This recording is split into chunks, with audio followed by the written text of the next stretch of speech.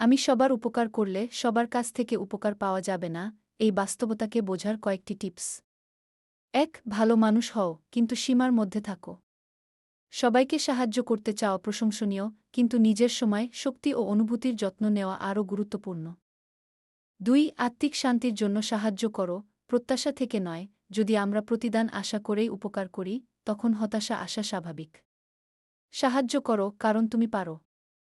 ৩. সবাই তোমার মনের মতো হবে না, এটা মেনে নেওয়াই বুদ্ধিমানের কাজ। প্রত্যেকে নিজস্ব চিন্তাধারায় চলে, তাই তুমি যে যেমনটি দেবে সে তেমনটি ফেরত দেবে না, এটাই স্বাভাবিক। ৪. উপকার করো তাদের যারা সত্যিই কৃতজ্ঞতা বোঝে, সময় ও ভালোবাসা সবার জন্য নয়। যাদের উপকারে তোমার সময় ও মেহনত সার্থক হবে তাদেরকেই অগ্রাধিকার দাও। ৫. না বলা শিখো, এটা আত্মরক্ষার এক ধরনের শক্তি। তুমি যদি সবার জন্য সবসময় হ্যাঁ বলো, তাহলে নিজের জীবনটাই উপেক্ষিত হয়ে পড়ে যাবে। মানুষের আসল চেহারা বোঝা যায় কষ্টের সময়ে, কিন্তু তখনই সচেতন হও বিপদে পড়ে যদি কেউ পাশে না দাঁড়ায়, সেটাও শিক্ষা হিসেবে গ্রহণ করো, হতাশ হওয়ার দরকার নেই।